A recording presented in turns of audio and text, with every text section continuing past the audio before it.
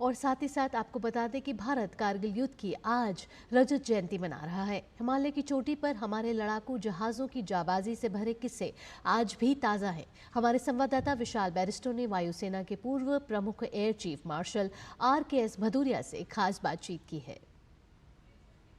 Air chief marshal Bhadauria, operation सफेद सागर की जब हम बात करते हैं तो कितना क्रूशल था ये? ऑपरेशन सफेद सागर इस जीत के लिए बहुत ही क्रूशल था बिकॉज एयर पार से जो इफेक्ट आया हमारे इंडियन आर्मी की सपोर्ट के लिए एंड जो इंट्रूडर्स थे, जो एनिमी फोर्सेस थे, जो ऑलरेडी एंट्रेंच थे, ऑलरेडी बंकर्स में थे, हिल टॉप्स पे थे, उनको वहां से निकालने के लिए एक बहुत ही सक्सेसफुल ऑपरेशन था। सर, कितने दिन तक ये अभियान चला, ऑपरेशन सफेद सागर, और क्या चैलेंजेस थे और हमारे अचीवमेंट्स क्या रहे इसमें?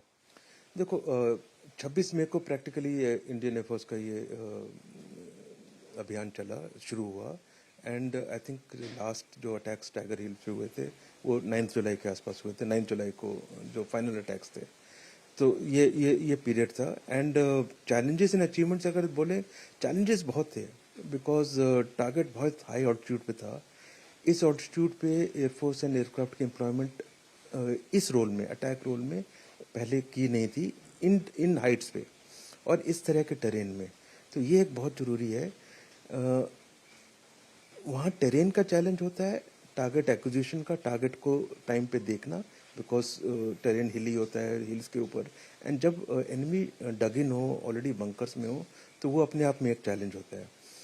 सर, कौन कौन से लड़ाकू जहाजों में मॉडिफिकेशन किए गए थे? जो मॉडिफिकेशन है तो मिराज में बेसिकली किए गए थे एंड जैगुआर में in terms of LGV kit and उनको टारगेट्स को पिकअप करने के लिए। क्या अग्निवीर सक्सेसफुल है, और अगर है तो किस तरह? नो, देखो, भारतीय वायुसेना में अग्निवीर अब ऑलमोस्ट जो इनिशियल बैच है आने के बाद ऑलमोस्ट 2 साल होने वाले हैं, तो आफ्टर ट्रेनिंग 1-1.5 साल के बैचेस ऑलरेडी काम कर रहे हैं एंड मैंने काफ़ी क्लोजली ये पूछा है यूनिट से जहाँ पे अग्निवीर डिप्लॉय हुए हैं।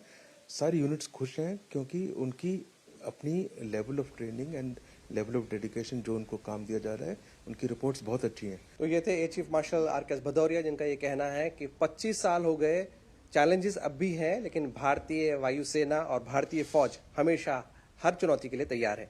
कैमरामैन प्रमोद और विमलेश के साथ मैं विशाल बैरिस्टो, DD न्यूज, दिल्ली।